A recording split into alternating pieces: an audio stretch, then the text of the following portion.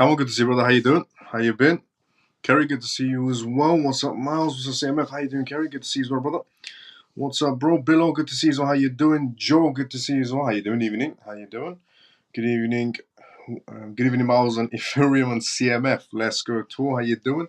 Good evening, Professor Miles. Funky brother, good to see you as well. How you doing? Big news today.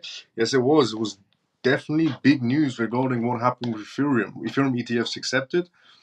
It's quite a major news and a major move as well from the SEC. But it's a move they had to make due to the recent regulations that's happening right now. Hello, Miles. Dale, good to see you. So how you doing? Hello, Miles and CMF. Carol, good to see you. So how you doing? How you been? Massive news today. Yes, it was definitely. Frankie, brother, let's go. Good evening. Art, good to see you as well. How you doing? Evening. Hi, Miles. How you doing? I'm doing great, Sam. How you doing? Dennis, good to see you as well. How you doing, brother? How you been? Thanks so much to everyone that's been retweeting the live show as well, back to back. Get notifications on X for everyone that's retweeting the live show on X. Thank you for that. Good job. I held on to my bags of Ethereum. Let's go, Funky brother. I told you, wait for that news to come out. Now you're absolutely caking. Let's go. Good evening, Miles and all CMF. JP, good to see you, brother. How you doing? So today, obviously, the major news on tonight's live show is going to be essentially the Ethereum ETF, how things are going to play out, and what made the SEC give that green light. And once again, Eric was right. The Bloomberg ETF analyst that we keep on considering as one of our outcomes in the CMF live show, he was right again. He was right about the exact timeline of the Bitcoin ETF approvals. He was right this time around on the Ethereum ETFs as well. So Eric is, he's definitely going to be someone we're definitely going to be always considering as an outcome when Eric says something. Thank you, Miles, for your sincere advice. Let's go, Funky brother. I heard the regulations coming out this past days. Yes, we're close. We're very close to the regulation scenario.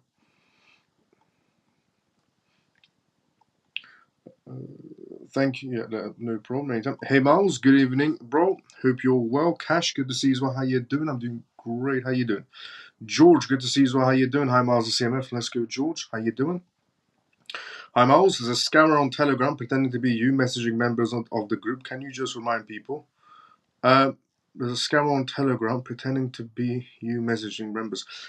Yeah, there's. I will never message you, directly at all. If you message me, I reply.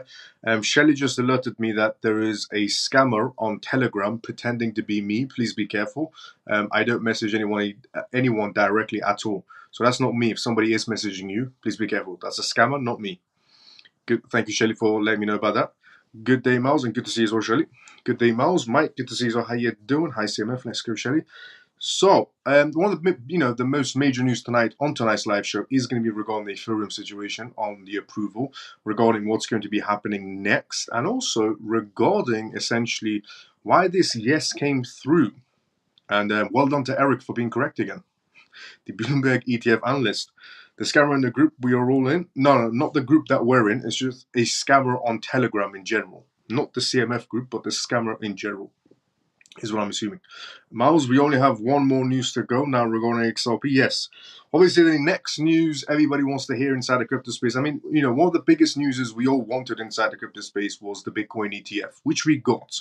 The next news, we wanted inside, essentially the crypto space was the Ethereum ETF, which we got. Now, there's one more news left that everybody wants to hear inside the crypto space, which is Ripple case ended. That's the next major news everybody wants to hear inside the crypto space. If you hate Ripple or don't, but we've got the BTC ETFs, great. We got the Ethereum ETFs, great. The next news we want to hear inside the crypto space is Ripple case ended. That's all we want to hear next. And I think we're going to get closer to that target as well. I'll tell you why. Miles, we only, honestly, one more. I need the case to be over. Come on. Yep. So, on tonight's live show, we're going to be talking about, obviously, the Ethereum situation that's been going on right now, the ETF approval, major news. on how it's going to affect the market space moving forward and so on. Then we're going to be talking about essentially another Ethereum type of situation that's happening in Tokyo. Tokyo has decided to list Ethereum as well at the exact same time. Essentially, the Ethereum ETFs were, going to be approved today. The Tokyo markets have decided to launch Ethereum as well, which we'll get into that as well on tonight's live show. We're going to get into Terra Luna. Something interesting is happening on Terra Luna's case regarding the SEC flying over to Montenegro for Terra Luna. They're trying to wrap up cases. These are indications that the SEC, Gary Gensler, is finally getting off his seat and doing the job he was given. So with the SEC apparently going to be flying out to Montenegro to, go and settle this whole scenario of the Luna case, it shows the indication they're trying to get the ball rolling. With the Ethereum ETFs, it shows the indication they're trying to get the ball rolling. And also the Ripple case left as well, which you can definitely tell there is pressure on the SEC right now, because the SEC getting on a plane to go and settle a crypto case. Who saw that one coming? Uniswap as well. We're going to go on through on tonight's live show as well regarding Uniswap and the SEC as well. We're going to go through Congresswoman Maxine Waters' opinion as well on tonight's live show on her verdict of the SEC of the CBDCs anti-surveillance bill that just passed.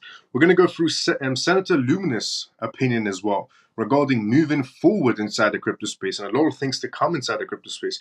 We're also going to talk about Sleepy Joe on tonight's live show as well. Sleepy Joe has decided to create a meme campaign. Politics is becoming weird when Sleepy Joe is hiring someone for a meme campaign. Is Sleepy Joe going to be launching his own meme coin if he's hiring someone for a meme campaign now? Is he trying to do what Donald Trump did with 3 NFT projects, and Sleepy Joe comes out with a meme coin project now just to become relevant? And we're also going to be talking about the Coinbase and XRP resume that's going to be happening in New York. We're going to be talking about Solana ETFs. Could be on the way as well. Solana ETFs could be on the way. Ironically, so could Doge ETFs. And then now, these are again, ETF analyst perspectives from Bloomberg. They're suggesting we could have Solana ETFs next as well. We could also have even Doge ETFs coming from the ETF analysts from essentially Bloomberg. Not Eric, but James is essentially stating these things.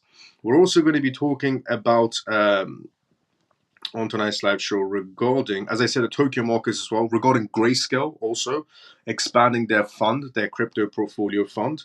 We're going to be talking about Hong Kong and how they're essentially considering the stakings of Ethereum right now as well for institutions. We're also going to be talking about Hong Kong banks essentially urged to develop some sort of AI regulations coming through. We're going to talk about the US Supreme Court and how they've ruled in favor of SEC. The US Supreme Court rules against Coinbase in a dispute regarding Dogecoin, which we'll go through that as well on tonight's live show. So quite a lot of things actually happening. But one of the major ones, obviously, being the Ethereum situation has got accepted. So we go through that one first, hoping that everyone's in from the CMF when we go through that news. So we'll go through that one first, and then we waver off to other news. But we start with the Ethereum news because it is the major news and how it can impact the market moving forward. So, before we do that, welcome to the CMF Live Show. If you're watching this live show for the first time ever, welcome to the CMF Live Show. We talk about recent news that's happening around the world in terms of cryptocurrency, CBDCs, regulations, and politics, and everything just plays in together. Also AI. We also do Q&As, which means if you have any questions, put it down in the comment section. I'll be more than happy to answer any questions you may have. And the disclaimer of this live show, as always, is not financial advice, not political advice, and whatever I say is only for entertainment purposes. So if it's your first time watching the CMF Live Show, welcome to the CMF Live Show. And if you're regular, let's go CMF. And the live show has officially started now. But before we do that, let's go inside the comment section. The comments are building up a little bit. Let's go inside the comment section, see what's going on.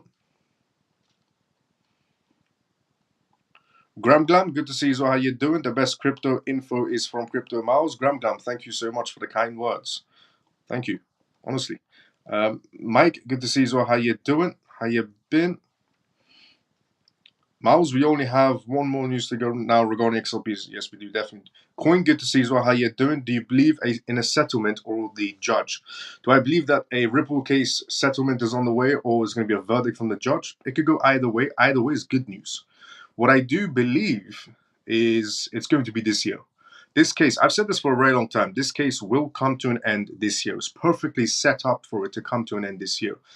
Regulations, institutions, and banks is what this year is about, and going forward, which is Ripple's territory. If you think about it, Ripple needs regulations, it needs banks, and needs institutions. That's the market space we're in right now. And that's when the case is going to come to an end this year. It should do. There's nothing left from this case. And furthermore, now there's pressure on Gary Gensler. Reason why we got an ETF regarding Ethereum so quick of an approval, not postponed like we had with the Bitcoin scenarios, is because there's now this pressure on Gary Gensler from congressmen regarding the Fit 21 Act. The reason why the SEC is about to fly over to Montenegro to find essentially a Terra Luna situation, case closed. The SEC is about to get on a plane, go to that country, and settle a Terra Luna crypto case. This is how much of a pressure you can see that's being put on the SEC right now to wrap things up. Because nobody saw this one coming regarding the SEC getting on a plane to settle a Luna case situation. Coin, let's go. Ladies and gentlemen, please fasten your seatbelts. We are about to take off. Let's go, Camel. And Gram, let's go as well. Welcome to CMF Live Show as well. Thank you so, honestly, thank you so much for the kind words, Gram. Good to see you as well. Hello, Miles and CMF. Denise, good to see you. How you doing? Hi, Miles. When will XRP become $1,000 that many claim? Give it time. Is that an electric plane that they're going to go on? Is that an electric plane that they're going to go on? I don't know. The carbon footprint, they haven't suggested what it's going to be. Good evening, Miles and CMF. Free forever. Good to see you as well. How you doing? Good evening, Miles and CMF. Let's go, Orphan. How you doing as well? Good to see you.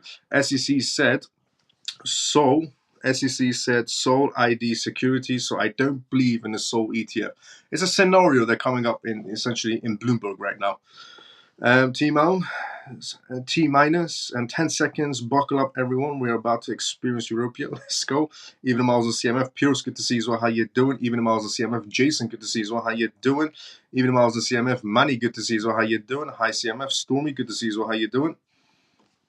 How is all the future multimillionaires and billionaires doing today? Let's go, Stormy. Why do you think the case end very soon? That's why, because the narrative we're in right now. Everything is coordinated inside the corporate sector. I'm from the corporate sector. I'm telling you right now, I've been telling everybody for a very long time, everything is coordinated inside the crypto sector. And there are multiple indications to show that coordination that happens inside the corporate sector. Many lawyers say SEC will appeal. The SEC won't appeal. There's too much pressure right now on Gary Gensler to do any sort of appealing in any sort of a way. My comments are working tonight. It wasn't working the last couple of nights for some reason. Is that why you're on X now? Any news on this UK-Russia going to war? Apparently, that's why elections are happening. No, that's UK and Russia are not going into war. I mean, Putin has stated multiple times there is no war happening, essentially with UK and Russia. There's no war scenarios whatsoever.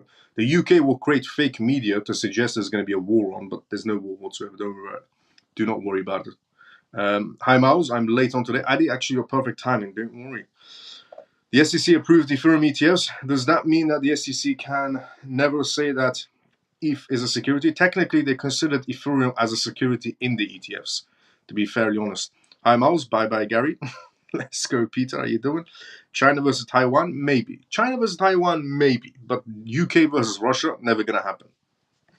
Now, the SEC approved Ethereum spot ETFs. Obviously, it's going to be the first news we go through and the implications moving forward of what's going to be happening. In a significant development, the US Securities and Exchange Commission, SEC, has approved the launch of the spot Ethereum ETFs. As reported by Phoenix News and Bloomberg at the same time, the two analysts, this approval marks a crucial milestone for the cryptocurrency industry, promising to attract substantial institutional investments. Approval process. Ethereum ETFs must now finalize their S1 registration statements, a required SEC form for listing securities, and establish exchange agreements through multiple rounds of SEC communication. This ensures all regulatory requirements are met for the official launch. Addressing SEC concerns. To secure approval, potential spot ETH ETF issuers like Fidelity, Franklin Templeton, ARK Invest, Invincico, Grayscale, Bitwise, and Van Eck have updated their filings to confirm they will not stake ETH for yield. This addresses one of the SEC's key concerns and highlights the industry's commitment to regulatory compliance. Increased approval odds. Bloomberg analysts Eric and James have raised their odds of spot Ethereum ETFs being approved this month, which they were, reflecting 25 to 75%. Turns out Eric was correct once again. Let's go, Eric. And it's a good thing we consider them as essentially an outcome. A shift in regulatory stance as well. The approval of the Ethereum ETFs and a passage of the FIT21 crypto bill suggest a shift in Biden's administration's stance on crypto. This follows President Trump's pledge to support the industry and foster business-friendly environments inside the United States. The SEC's recent decision comes 5 months after approving 11 spot Bitcoin ETFs, indicating a significant regulatory shift. Conclusion. The SEC's approval of spot Ethereum ETFs is a monumental step forward for the cryptocurrency markets, with the expected influx of institutional capital, which is what's going to be entering it, essentially Ethereum and some projects within Ethereum as well on their chain. With expected influx of institutional capital and a supportive regulatory environment, Ethereum is poised for a significant growth, setting the stage for a new era of cryptocurrency investments. Yeah, Ethereum is definitely going to skyrocket. Obviously, there's going to be the manipulation side. We had the manipulation side on Bitcoin ETFs right at the beginning as well, due to Grayscale situation. But this is monumental news without a doubt. It definitely shows that you can make Gary Gensler work quicker due to the FIT21 Act, where everybody pretty much went against Gary Gensler and the SEC to get the ball rolling. So what's going to happen next? Essentially, the S1 filings have to be done. It's going to take a couple of weeks to get Ethereum, the ETFs launched correctly. It's going to take a couple of weeks. But either way, it's a green light. It's going to be happening. And it goes back to something I said previously on X as well. A while ago on X, I tweeted out that Part 2 is going to be absolutely amazing inside the crypto space. Essentially, I've always said to everybody inside the crypto space that, especially to the CMF, on the CMF live show, that Part 2, you're going to have essentially kahunas for Part 2 to be inside the crypto space. And Part 2 is going to be more institutions coming inside the play, more ETFs, more ETPs, more contracts, more developments, and more utility for Part 2. And Part 2 is definitely in play. It's pending. And what's left from Part 2 still is just the cases. Those cases will also get dropped as well. But Part 2 is definitely pending even more now, is what I have to say. Now, and I did say, essentially this year, there's going to be sparks inside the crypto space. I've been saying this for a very long time. I said we're going to have multiple sparks inside the crypto space this year regarding the ETFs, regarding the cases, regarding the regulations, regarding the adoption rate, regarding the institutions coming into play. We're definitely having those sparks right now going in. And yeah, honestly, this is absolutely amazing news. But the next news we want to hear definitely is going to be the Ripple case, the Binance case, the Kraken case, done with. Mostly the Ripple case to essentially be done with, which is going to be happening. It definitely is going to be happening. It will go high and high. That's true. As I said previously as well, yeah, every year we're going to go higher and higher and higher in terms of legitimate crypto projects, with speed bumps, as in, the manipulation side and correction side and so on. However, in general, we're going to go higher and higher and higher every year, because now we have the institutions, the regulations, which means more money, but also more manipulation, but more money. If you play your cards right and the right projects, as I was saying previously for a very long time, you're on the right side of crypto space. We'll go higher and higher. So how's your day been, Miles? It's been great, Lena. How you doing? How you been? Just because Trump is... Dazzle, good to see you. So how you doing? Good evening, CMF and Miles. I hope you're doing well, brothers and sisters. Let's go. Dazzle, how you doing? How you been? Let me go a bit more up, because I think I missed a few comments. Let me see where I was. I think I was here. Here we go. Many lawyers say SEC will appeal. No, I was okay. My comments are working. Any news on UK and Russia? Read that. Let's go CMF. Evening, Miles. Pegs. Peg, good to see you. How you doing? That's where I was. Adi, good to see you. How you doing? Peg, good to see how you doing. The SEC approved ETH ETFs. Does that mean that the SEC can never say that Ethereum is a security? Technically, it is. That's what they accept it as. Peter, good to see you. Well, explain why XRP would be worth $1,000 per token. It's a possibility, it's an outcome, definitely it's an outcome. It's essentially the financial system running on the XRP ledger is an indication of what that price point is going to be. Is it going to reach that price? Yes. Is it going to be overnight? No. But it's definitely going to be reaching that price point. Good evening, Miles. Dazzle, good to see you as well. How you doing? Jeremy, good to see you as well. How you doing? Just because Trump is accepting crypto donations, so Sleepy Joe decides to come into the cryptocurrency and blockchain technology. Yeah, Sleepy Joe right now is hiring essentially a meme person. So Donald Trump's administration right now is hiring for a meme person. So I don't know if they're going to be producing meme coins or they're going to be producing a meme channel, but to get younger voters coming in because they're seeing this whole crypto wave happening with, essentially Donald Trump done 3 NFT projects. So Sleepy Joe decided to come out of nowhere and create essentially a meme coin page or a meme page. He's actually hiring someone to do all of this regarding memes, and we'll go through that as well on tonight's live show. We'll go through the news on that. Grayscale is also hiding the most of ETH, so they're going to start selling as usual. Yes, that's true as well. Grayscale was the downfall of the Bitcoin ETFs right at the beginning, and we already knew this inside this live show. I explained this right before the downfall happened regarding Grayscale on BTC ETFs. So Grayscale can also be the indication of a downfall on Ethereum ETFs right at the beginning before the 360. How was your day? It's been great, Lena. How you doing? Good to see you as well. It will go higher and higher. That's true. Yes, it will. Hey, Mal, CMF family. What did I miss on the ETH ETFs? Let's go. K-Love, good to see you as well. How you doing? Ethereum ETFs accepted. It's going to get green lighted. In a couple of weeks, it should be ready to launch. Essentially, the S1 filings is all that's left. So market going to pump soon, essentially. So bullish. Let's go, Camel. Miles, without question, is right, mate. Let's go. For the first time, before you say it, I had a feeling that ETH ETFs will be approved. I am proud. Let's go, Camel. Coinbase New York is now listed XRP on their exchange, which is true. Yes, they have. They've opened their doors back up again, which is major news because if you ever want an XRP ETF to be somewhere down the line or next, then obviously it needs to be accepted in New York. I mean, it is Wall Street at the end of the day. People who think they can sell XRP now and buy back the next bull run is going to be in for a rude awakening.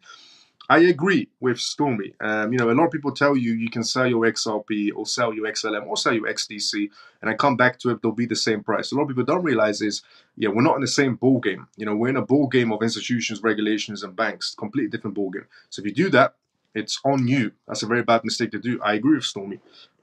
That's how low the prices are. Yep. Could CFX make 100x in the next 10 years, in your opinion? Could CFX make 100x in the next 10 years? I mean, 10 years is a long time. Anything could happen in 10 years. 94% of crypto holders are under 40 years old. Last few elections were based on social media. This one is on crypto supporters, which is true. Crypto is a big topic regarding essentially who you're going to be voting for in terms of politics. Not only is it important for your next president or prime minister, because even in the UK, crypto is quite a big topic as well when it comes to prime ministers or who's going to be chosen next. But in the US, it's even a bigger topic on presidents and politicians of who's going to be voted next. So yes, it definitely is cryptocurrencies. It's the biggest player right now in terms of politics. It's because it's big money for politicians. Politicians are going to be getting paid heavily moving forward regarding that matter. Now, also interesting enough, something has happened regarding Ethereum as well in Japan. So today, obviously, the ETF approvals, and also at the same time, Japanese e-commerce giant Mikeri launches Ethereum trading. The Japanese e-commerce giant Mikeri has taken another step into the crypto sphere by launching Ethereum trading services on its app. The Japanese media outlet CoinPost reported that the firm unveiled the services for Mikeri users. Ethereum nod for Japanese e-commerce giant Mikeri. Mikeri says it is Japan's biggest marketplace. It operates a flea market platform in the same vein as the firms like eBay, for example. So it's Japan's eBay. They've launched Ethereum on trading services. In recent years, the firm has pivoted towards crypto. It has launched a crypto exchange that has integrated with its marketplace app. This exchange has already proven a success. A survey conducted last year found that newer Japanese crypto users were more likely to use the crypto exchanges Mikeri or its e-commerce rival Rakuten than the platforms of more established crypto players, ironically. In January, Mercari also announced via its Tokyo-based crypto subsidiary, Melcoin, that it would begin accepting BTC on its platform. So BTC was the first one they accepted. And now they've announced Ethereum trading is also on there as well. Melcoin processes BTC payments made on the platform with over 100,000 Bitcoin transactions already completed. Initial buyers will be allowed to pay in Bitcoin, but vendors will receive yen. Prices will also be displayed in yen only. Mercari launched Bitcoin trading services in the app in March, with Ethereum the second coin to be added. A graph from Google Trends showing the rise in the Japanese searches using the word Ethereum over the past 12 months. Everybody's been waiting for Ethereum to be launched on this app in Japan, and it finally has. A graph from Google Trends showing the rise in Japanese searches using the word, essentially Ethereum past 12 months. The ETH rollout will be made in stages, and Mercari users will be able to buy Ethereum with either credit or debit cards, or the firm's own loyal points. The firm says that around 2 million people have already started using its BTC trading services. And the Google Trends data showing the sharp rise in Ethereum-related searches and since the start of the year in Japan is a proven indication that they really did want it and they listened and they launched it. Ethereum interest has spiked again in recent days. This is likely due to the report of the United States Securities Exchange Commission regarding the ETFs. Yes, it is. Regarding why the internet search on Ethereum has also increased around the world. But perfect timing is what I would say. Very coordinated. Ethereum ETF approved. Japan launches Ethereum, also going to be launching also Ethereum on Mercari, which is Japan's biggest company rival to eBay, but they have their own crypto platform as well. They only sell Bitcoin, and now they're about to sell Ethereum as well. Massive news on that terms. Also very coordinated. Now, the next news to go from tonight's live show is regarding Grayscale. Grayscale SEC approval, launching 2 new crypto funds. Grayscale has a crypto fund of Bitcoin, Ethereum, Solana, XRP, AVAX. They used to have Cardano, but they sold it. Now they're about to be launching 2 crypto funds. We're about to go through down tonight's live show, but before we go through that, let's go inside the comment section. Do you think ACH will ever be $20 price point, Miles? Yes, I do believe ACH will one day be definitely $20. Not a far off target for it, without a doubt.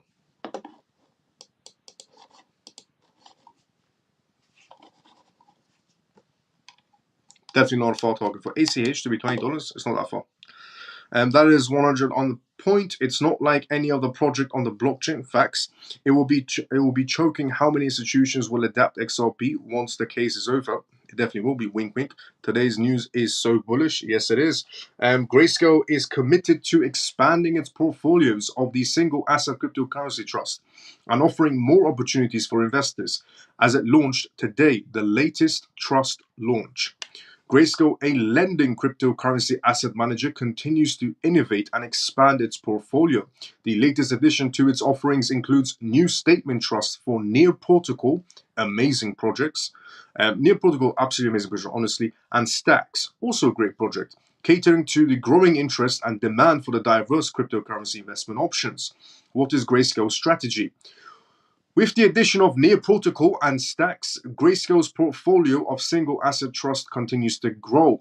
The asset manager already offers trust for various cryptocurrencies, including Basic Attention Token (BAT), Chainlink, Decentraland, Mana, Filecoin, and Zcash. These products provide investors with a wide range of options to diversify their crypto holdings. In its announcement, Grayscale emphasized the company's dedication to enabling access to emerging parts of the cryptocurrency ecosystem. By continuously adding new trusts, Grayscale aims to meet the evolving needs of investors and support the growth of innovative digital assets. Where Grayscale's Spot ETF approved. Grayscale's efforts to enhance its products offerings are not limited to new trusts. Last year, the company won a lawsuit to convert its Bitcoin trust into an exchange-traded fund ETF, which was successfully launched earlier this year as well. Alongside several competing products, additionally, Grayscale is working to convert its Ethereum trust. See, this is where the downfall comes. Additionally, Grayscale is working to convert its Ethereum trust, which manages over $10.9 billion in assets, into a spot ETF. Okay, This part is quite valuable information. Reason why? Because if anybody remembers the Bitcoin ETFs, the reason why the Bitcoin ETFs, were approved and suddenly the Bitcoin ETFs went down before they went, ridiculously up. So right at the beginning, the reason why the Bitcoin ETFs went down before they went shooting up was because of Grayscale. Grayscale has this scenario going on where they tend to take their essentially trust portfolios and switch them over into ETFs. Now, when Grayscale did this for Bitcoin, they locked everybody's assets before 6 months before they locked everybody's Bitcoin inside of Grayscale's portfolio and said, we'll give you higher returns. So everybody locked their assets in, some even for a year, longer period. So then you fast forward to the Bitcoin ETFs, the news comes out, approved, absolutely amazing. But then you see Bitcoin ETFs right at the beginning just tank a little bit more before they go shooting up. Now, the reason that happened was because of Grayscale. You see, Grayscale has to take off the locks. So the Bitcoin ETFs were essentially the Bitcoins were released, and whoever wanted to turn it into an ETF would stay with Grayscale, pay the 1.5% fee, and it'd be turned into an ETF. Whoever didn't want to stay with Grayscale would sell, because Grayscale was offering a 1.5% fee when you had BlackRock offering a 0.20% fee, or VanEck 0.20, 0.25, and so on.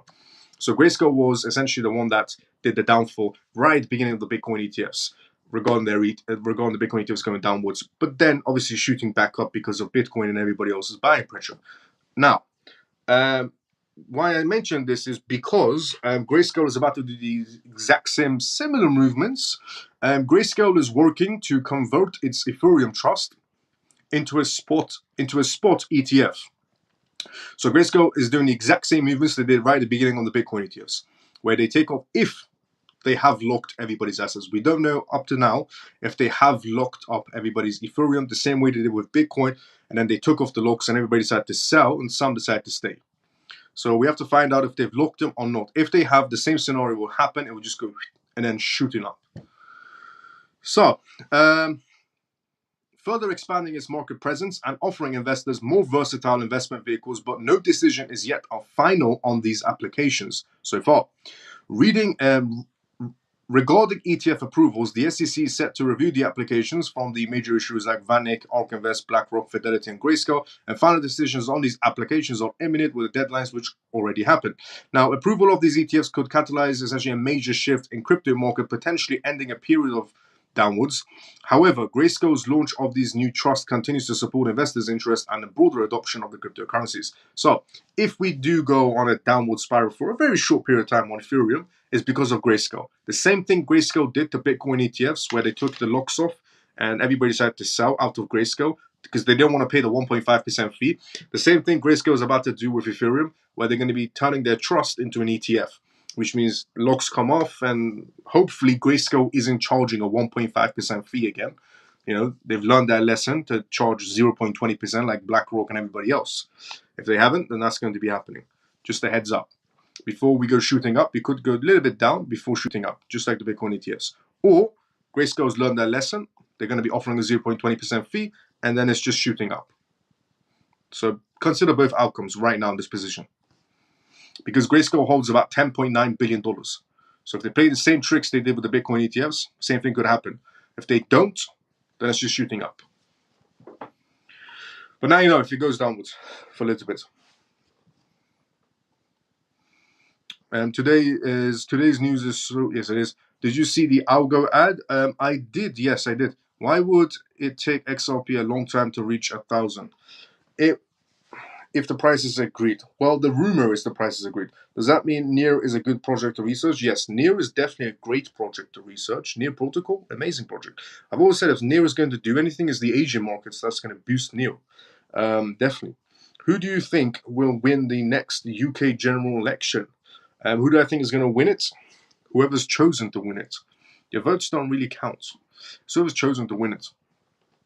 The head of the snake run the UK. The Roth says, yes, that's true. That's what I'm saying. Whoever's going to win is going to win. Your votes don't really count. Because even if somebody is chosen, they don't do the job they're supposed to, they'll just kick them out and bring someone else. They replace politicians, not just in the UK, but worldwide. They replace politicians, they replace presidents, prime ministers, they don't care. They removed Trump from his position. They've never happened in history type of situations of, essentially removing congressmen and so on. They can replace whoever they want if they don't listen. So, don't forget to join the Telegram. Then you'll see which products. Yes, let's go, Shelly. Now, Hong Kong, same time today with the ETF regarding Ethereum, with Japan launching Ethereum as well as an option. Hong Kong is considering right now to allow staking for Ethereum ETFs. Staking for Ethereum ETFs. Now, Hong Kong has got Ethereum ETFs. They didn't do that well. However, a lot of people assume it's because Hong Kong has no money. That's not the real reason why Ethereum didn't do too well regarding the ETFs in Hong Kong. Hong Kong has a lot of money, but they're mostly invested in the West. And how do we know that? The 13F filings that were filed out by the SEC shows that there's a lot of Hong Kong firms that are holding ridiculous amounts of Bitcoin ETFs. That's why they had pretty much not been investing in the Hong Kong markets. But now, moving forward, Hong Kong considers to allow staking in Ethereum ETFs. Hong Kong is thinking about permitting exchange-traded funds to invest directly in Ether through staking to unleash a source of passive income that has been taken out of the plans of a possible US issuers, which it has.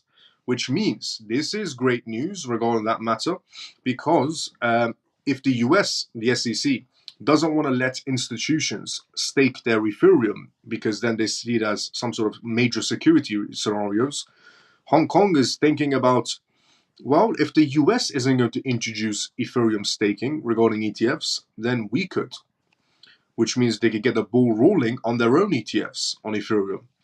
According to Bloomberg, which cited people familiar with the subject, the Securities and Futures Commission has held discussions with the city's cryptocurrency ETF companies about offering staking services via authorized platforms.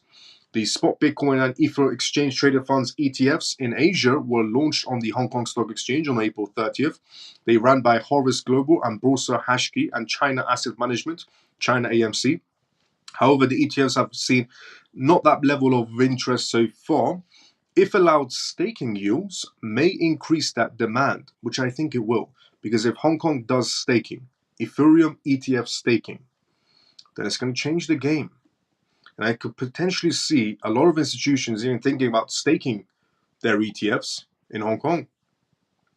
The Asian Financial Center may also benefit from an early advantage over the US, which it could do, where there is a growing likelihood that spot Ethereum ETFs will receive regulatory approval even without staking. Fidelity and ARK have abandoned plans to stake Ethereum for their new ETFs inside the United States. While this may ease regulatory approval, it could make the funds less attractive compared to buying Ether directly from exchanges, which is also true up to a certain extent. Now, staking, which is locking coins on Ethereum network to aid in transaction validation, is a method via which investors can generate passive revenue. Currently, Ether staking yields additional coins equal to roughly 4% of their total yearly payouts. The final deadlines of the SEC to essentially determine whether to accept or reject VanEck and ARK Invest applications for their, staking situations, which is not going to be happening. We're going to staking because they've all taken it out now. Among the groups, Ethereum ETF spots are Hashdex, Invincico, Fidelity, BlackRock, Grayscale, Franklin Templeton, and Bitwise. Not a single one of them is going to put Ethereum ETFs regarding staking. They're all going to take it out. But this could definitely help Hong Kong's market space if Hong Kong is thinking about introducing staking when it comes to Ethereum. It's definitely going to help them. There could be even institutions from the West thinking about putting their Ethereum in Hong Kong market spaces to stake on them. There's a possibility of that happening as well. So, smart idea on their movements, to be honest with you. Hong Kong banks urged to develop a workforce strategies for AI as well. But before we go through that, let's go inside the comment section. So we were here. Atom, happy Pisces, good to see you as well. How you doing? Atom, great project. Atom is a great project as well, definitely. Who's they? There's a lot of family members. Not my family members, the Rothschild's family members. There's a lot of family members. Happy Pisces, Atom, great project. Miles, I really dig the way you deliver the news. Man, I'm totally on the same page with you. Let's go, Dazzle. Well, great minds think alike, brother. Hello, CMF. I hope that everyone had a good day. Scott, good to see you, brother. How you doing? Hello, Miles. How are your parents? How's your business? How's your day in business? Business do very well. Thanks so much for asking, Scott. My parents do very well as well. Thank you so much for asking. How's your day been, Scott? My day went well. Let's go, Scott. Congress passes bill banning Federal Reserves from creating a CBDC, which we'll go through that on tonight's live show as well regarding the Congress CBDC situation, because two members have came out and spoke about it. One is saying we should have CBDCs inside the United States. The other is saying we should not have CBDCs inside the United States. We'll go through the two perspectives on tonight's live show as well. Okay, in an ideal world, XRP reaches, so this is Jim's question inside the comment section. In an ideal world, XRP reaches $1,000 from an agreement. What potential dates and factors could determine a price of this magnitude buy and play? Well, Swift moves about $5 trillion, $5 trillion a day. DTCC market is about, okay, the derivatives markets in general is about quadrillion market space. It's about 2.4 quadrillion, estimated to 2.4 quadrillion dollars. The derivatives markets is estimated to about 2.4 to 3 quadrillion dollars. Now, the derivatives markets, the biggest one, has a partnership going on with Ripple Labs, essentially. So just that one market space could shift the paradigm without a doubt. Also, Swift moving quite a heavy amount of payments. It's just a messaging service. It's more like a political tool than a payment tool. But they're also moving in about 5 trillion a day, if I'm not mistaken, somewhere on those routes. So estimating that much amount of movement in terms of just transactions, and also estimated derivatives markets, which is about estimated of 2.4 to 3 quadrillion dollars, just derivatives markets by itself. And then we have the real estate market space, the automotive market space that will become tokenized, and then we have the bonds that will become tokenized, stocks tokenized, alt tokenized, and pretty much treasuries tokenized. Yeah, there's a lot of tokenizations, a lot of derivatives markets, a lot of terms of transactions. So it's going to be a ridiculous amount. 1,000 will be cheap over time.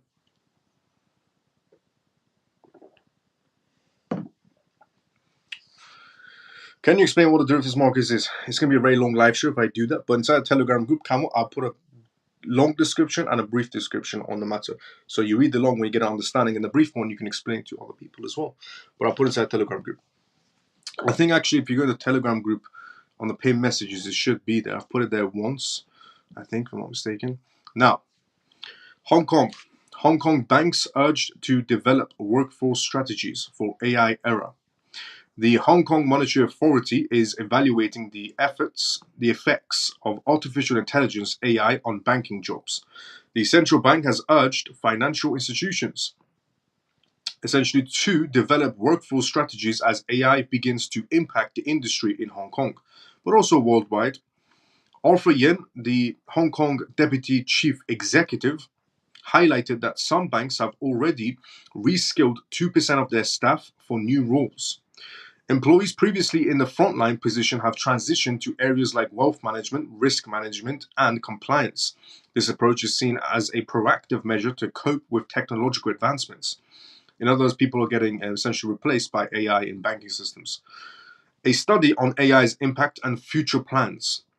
Hong Kong has updated its supervisory policy manual to guide banks in workforce developments. Banks are encouraged to allocate resources for staff training and create strategies to address their talent needs. Hong Kong will also conduct a study to understand AI's impact on job roles, providing a reference for industry to support affected employees. Affected employees, in other words, the people that lost their jobs, in transitioning to a new role. If they're intelligent enough, they get to keep their job. If they're not, they're going to lose their job. Arthur Yen emphasized the importance of enhancing employees' skills to coexist with technology. The Hong Kong aims to help the banking sector maximize technology benefits with minimizing labor market impacts. Yeah, a lot of people are going to lose their jobs, and it's already happening in Hong Kong in terms of AI. The people that are smart enough, they get shifted over to essentially tax departments or managed departments, loan departments, and mortgage departments. And if you're not skillful enough, you're going to be losing a job. That's going to be happening worldwide. That's not just Hong Kong related regarding AI, but it is happening in Hong Kong banks where people are getting, losing their jobs in Hong Kong banks due to AI taking over. Now, US Supreme Court rules against Coinbase. Now, you might think this is due to SEC versus Coinbase, and the SEC has won against Coinbase. No. Apparently, there was a separate case going on. There's a separate case also going on with Coinbase. So, US Supreme Court rules against Coinbase in Dogecoin sweepstakes dispute. Before we go through that case, let's go inside the comment section regarding Dogecoin case, Coinbase, and US Supreme Court. Well, if we go through that, let's go inside the comment section. Interesting, and thanks. No problem, Jim. Anytime. And Camel, let's go, brother. I'll see if I can find it and repin it. Shelly, thank you so much for that. Why does use of Ripple Ledger propose the use of XRP coin? So what's the indication of, if the XRP Ledger gets used, the XRP coin gets used? We could just use the XRP Ledger is what Robino's question is. I'll say Rob, just in case I am pronouncing your name wrong. So Rob's question is, why does, using the Ripple Ledger sense that you're going to be using the XRP coin as well? Which is a genuine question. A lot of people ask this question inside the crypto space. What's that indication? Well, the indication comes from two people, but also developers as well, in terms of how it's going to be used, and put that to one side. But we'll stick to the two people. Now, I always say everybody's entitled to an opinion, but opinion is not correct and facts are facts. Now, some people's opinions hold some weight, and the opinions that hold weight are typically the people that are in charge of that company or project. So Brad, for example, has stated that the future is essentially a success. How can I put this in a very simple way? He basically said that XRP's future is bright, not just for XRP Ledger, but also for the XRP token. It's very bright. And he said, people think that we're not interested in XRP moving forward, but we are. And it's a ridiculous thing to think about. So the successfulness of XRP Ledger is also a successfulness of XRP. That's Brad, essentially, just, Ripple running the show, let's say. Now, on the other side, we also have Metico, which is a Ripple partner. Metico's CEO also stated that the success of the XRP Ledger is the success of XRP, similar to what Brad said. And then we also look at SPI, Ripple SPI. So Ripple SPI Holdings said that they have been using XRP in terms of test phase and test payments, small amounts, nothing to alarm the markets and bring some ridiculous figure points in. But SPI Holdings said that they're going to start using more XRP. And I said to people, if you, essentially think to yourself, who's really using XRP? SPI Holdings is. SPI Holdings CEO actually stated they are using XRP. Nothing alarming so far, but they're actually using it. They're going to be using more of it, is what he actually said. So those are some indications of, is it going to be used? What's the point? People could just use the XRP Ledger. They could do, but they're going to be using the token also, because you have three indications. One from Brad, one from Metico CEO, and one from SPI Ripple Holdings. So some people's opinions, if they're the ones running the show. So let's say my own blockchain company is called CoinMove. I have a blockchain startup company called CoinMove, and I have, partners and so on going on, executives that I work with. So my opinion would hold weight for my own project, because I'm stating things we're going to do, my company is going to do. So my opinion would hold some weight. Not 100% weight, but it'll hold weight, just like anybody else's. Nobody's opinion holds 100% weight, but it holds some weight if you own the company and you're saying these things. Now, if somebody thinks my opinion holds 100% weight, that's up to them, and I appreciate that. I'll see if I can repair the problem. So there's three indications of how it's going to be used and why it's going to be used. The success of the XRP Ledger is also the success of XRP. I've heard a chain link, and also XRP is a gas token, which means essentially the transactions that's going to be done on the XRP Ledger, they're going to be paid those gases in essentially XRP token. I've heard a chain link ETF is on the way. Would this happen before XRP or after? As a subjective opinion is that XRP is a much bigger player in the crypto space, which is true. In terms of partnerships, Ripple has the bigger role. I mean, in terms of the banking system, it has the bigger role. definitely. Are we going to have a Chainlink ETF first and then a XRP ETF? It could go either way. We can have a Chainlink ETF first, or we can have an XRP ETF first. It could actually go either way. Either way it goes, it's great news. Atom, AVAX, Matic, are these good projects? Yes. Atom, good. AVAX, amazing. JP Morgan using AVAX on a subnet green for tokenization prospects. Also, Citibank doing the same similar move because of JP Morgan. Institutions do tend to follow each other. Matic, good project as well. This is coming about because a lot of influencers at the moment saying that XRP Ledger will be used and Ripple stablecoin. So Ripple will be huge and the stablecoin will be used and therefore XRP won't. Well, the influencers that are staking, the influencers, Shelly, thank you for the update. The influencers that are stating the XRP Ledger will be used, the Ripple stablecoin will be used, and XRP won't be used are morons in a very simple matter. They don't I've always said this: people who don't understand how economics works and people who don't understand how things, essentially happen inside the corporate sector, the movements that happen inside the corporate sector, and people who don't understand law should not be giving out opinions. And unfortunately, crypto influencers give out law opinions. Now, I'm not saying they're giving law advice, two different things, but they're giving out law opinions and they read law documents inside court cases and they go, well, this is what's happening. I told people this is what's happening inside of the law. And these crypto influencers don't understand how the law works, and whatever they're spewing out makes absolutely no sense. There's somebody that understands law. I've studied law. I've studied business as well. So when I see crypto influencers giving out law opinions, not advice, law opinions, it's comedy to me because they don't understand how law works and they're giving out useless opinions. And they pretend they know what they're talking about. Or when, crypto influencers give out economic advice, they don't understand how economics works. So why are they giving out some sort of advice on it and pretending it's good advice? I understand if you want to give personal advice, give a personal advice all day long. But to be confident and say your advice is the advice when you have no background in law and no background in economics is a bit ridiculous. Everybody should, everybody give a personal advice. A personal advice is no problem. Everybody give a personal advice. But to give an advice and say, this is the advice, I am right, and you have no law background and no economic background, don't understand how the corporate sector operates, is a bit odd.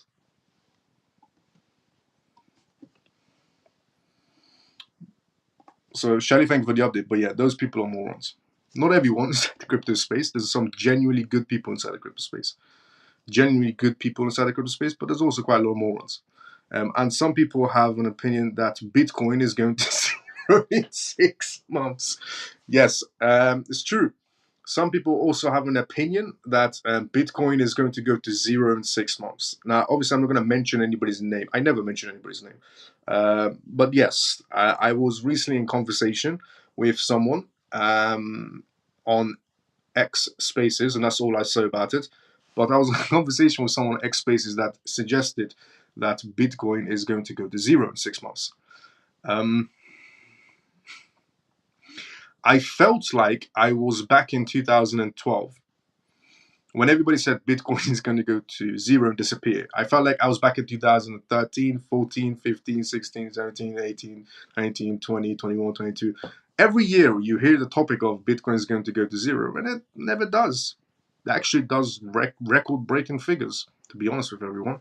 But yeah, and I mentioned that, people like Michael Saylor, incredibly intelligent person. Michael Saylor is an incredibly intelligent person, incredibly wealthy, saw the 2008 crash coming, did something about it, made a lot of money for himself, and he's, transformed his entire company into a Bitcoin company, working on Bitcoin's network, trying to make it faster, scalable, easier to use, build on, cheaper.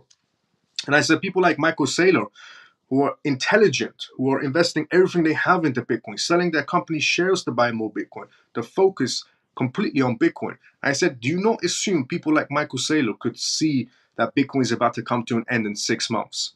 And I also said, what about the other 937 corporations that are buying Bitcoin ETFs that have applied for essentially the 13F filings that shows they hold Bitcoin ETFs? Or Metaplanet in Japan that launched and essentially is following the footsteps of MicroStrategy by backing their entire company in Japan with Bitcoin. So that company in Japan doesn't know that Bitcoin is going to come to an end in 6 months. Michael Saylor apparently doesn't know either. And the other 937 corporations, they don't know either. So nobody they've hired, all the MIT students, all the professors, all the developers, they don't know nothing. Michael Saylor doesn't know nothing. But this particular person knows that Bitcoin is about to be ending in 6 months. Well, everybody's entitled to an opinion, I will have to say. Again, I'm not going to mention who this person was, but, everybody's entitled to an opinion. It was an interesting perspective he had, where it's going to be coming to an end in 6 months. I can't believe, 2024, people still assume Bitcoin is going to go to zero. I felt like maybe he's related to Peter. If you don't know who Peter is, Peter has been against cryptocurrencies and Bitcoin from the dawn of time. Peter had a chance to buy Bitcoin at $30. He never did. And ever since, Peter has been going on a ramble page every year. Bitcoin's going to go to zero. It never did. But Peter is on zero in terms of how much Bitcoin he's holding. Shelly, is that plausible that XRP, the token itself, would just be dumped? No. Go to your high price. That's a take on it. If XRP in any way discarded, wouldn't that mean that Ripple itself would implode as the market space it has created? Okay, regarding the XRP situation, there's Ripple, because Jim is asking this question: if XRP in any way discarded, wouldn't that mean that Ripple itself would implode as the market space has created? So, is there a chance essentially of even Ripple dropping XRP moving forward? No. A lot of people don't know this, and some people do know this inside the crypto space. So before this whole SEC versus Ripple case started, the SEC actually went to Ripple and said, declare XRP as a security before the case ever started. And how do we know this? How do I know this? Is because of Stuart. Stuart is a legal representative from Ripple's side, and he said these things. So he's a legal representative from Ripple's side, and he came out with these things.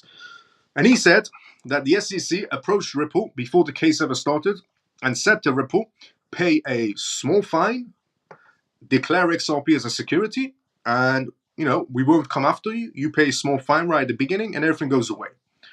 Ripple said no. They battled them out till now, and paid almost $150 to $200 million to protect XRP's title. You don't go to battle on a court ground. Essentially going back and forth with lawyers, spending $150 to $200 million trying to figure out the title of a token if you don't believe in it and if you just don't care about it. Because if Ripple didn't care about it, they could have declared XRP before the case ever started a security, paid a small fine to the SEC, and that's it. But instead, they said to battle it out in court, spent millions, $150 to $200 million defending its title of what category it's going to be in. So there's something that you didn't know, Jim, and now you know. You don't go to war for something you don't care about. Personally, if I was in their shoes and I was never going to use XRP in terms of Ripple, why would I spend $150 million in court? I could have just paid the SEC right at the beginning, $20 million, got it over with.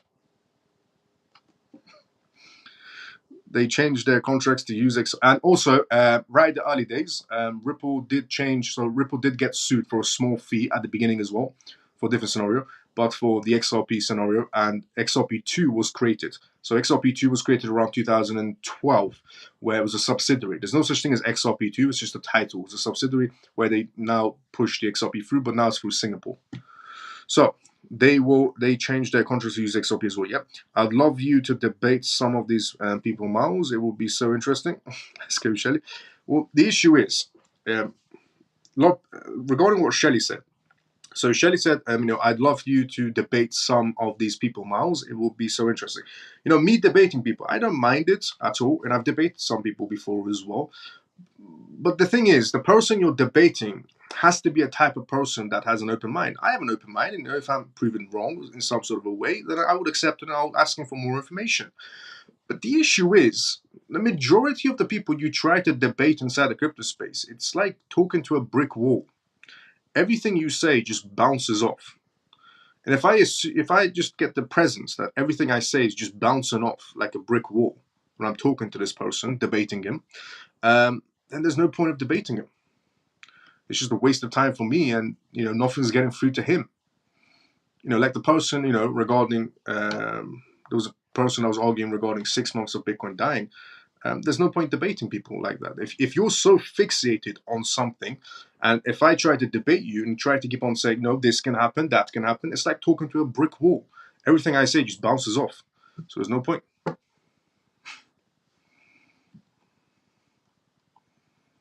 That's what it feels like sometimes when you're debating people. But yeah, it is fun when you debate, but when you get that sense that everything you're saying just bounces off like a brick wall, there's no point debating. But let's go, Shelly. What do you think about Zach? Hashtag Zach. Direct message me. Let me take a look into it. I'll give you an opinion about it. Opinions are like behinds. Everyone has one. Hashtag military. Let's go, Scott. What do you think about DGen chain layer 3? I would say there's other projects to be looking into. There's other terms of the crypto space you should be looking into. Roll on that one. It was so funny. Let's go, JP. JP was there when I did the debate regarding Bitcoin. Igor. I actually saw Zach on Dex Granite at 300 market cap. So it's a project that just kickstarted. Okay, be careful with projects that have just kickstarted. Yes. My father finds it funny too, Brother Miles. You are taking him back. Let's go, Dazzle. Poor Peter missed out. Lol. Let's go, Shelly. BTC is going to moon. Tate's going to put $100 million is what seems insane. Judge Torres said XRP is not a security, and now ETH is a commodity and XRP is clear. Want to get an ETF is a commodity. The reason that those morons say that is because they are paid to promote Pepe's Grandma and Zoo tokens, which is a fair point. Just like Syncus project. Yep. Syncus was a funny one. The crypto project. I think a lot of people inside the crypto space have bad memories with Syncus. Well, I told everybody stay away from Syncus day one.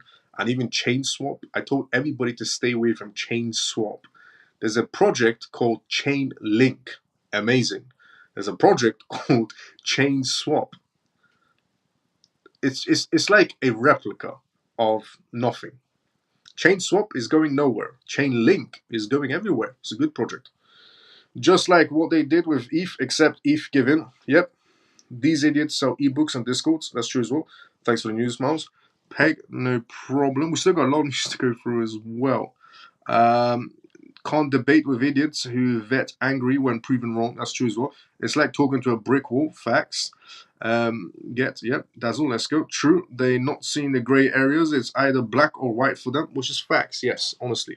Now, regarding this one, U.S. Supreme Court. U.S. Supreme Court rules against Coinbase in Dogecoin sweepstakes dispute.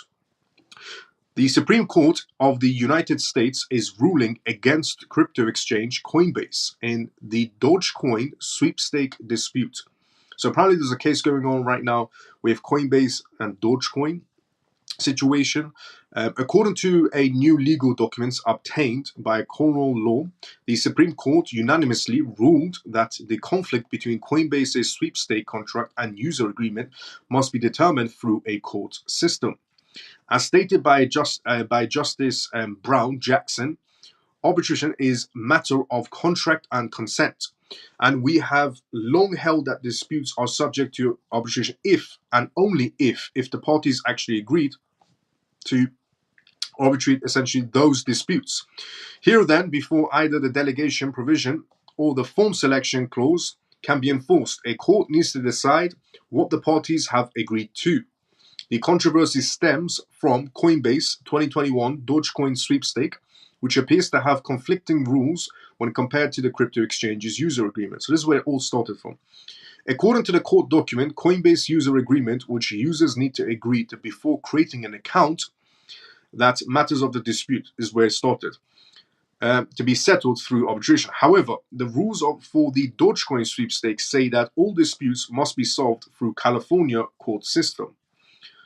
Eventually, a class action lawsuit was filed against Coinbase, alleging that the sweepstake was in violation of the law. The court exchanger then went to resolve the dispute via arbitration as per its user agreement. However, a district court denied the motion and the Ninth Circuit from the court. While the Supreme Court declined to comment on whether or not the Ninth Circuit reasoning is correct, it did not rule that the court would have to ultimately decide on essentially what was actually agreed to. This is what they said, word for word. Homing to in on the conflicts between the delegation clause in the first contract and the form selection clause in the second, the question becomes whether the parties agreed to send the given disputes to arbitration and that the questions must be answered by the court. Apparently, in the earlier days, if you were buying Dogecoin inside of Coinbase, this is what the case essentially is. Apparently, if you were buying Dogecoin in the early days from Coinbase, regarding disputes, if you had any disputes with Dogecoin in Coinbase, your disputes will be sent somewhere else compared to every other project. So every other project inside of Coinbase, their disputes would go to one allocated place. For Dogecoin, it was going to a separate place, and that was against the rules. So for that oddly reason, Coinbase was sued, and whoever did the suing won against Coinbase. Ironically, the SEC can't win against, not saying they should win against Coinbase, because Coinbase done nothing wrong, but ironically, the SEC with 7,500 staff workers, according to a member of Congress, can't close a case against Coinbase. But a random person suing Coinbase for a Dogecoin scenario won.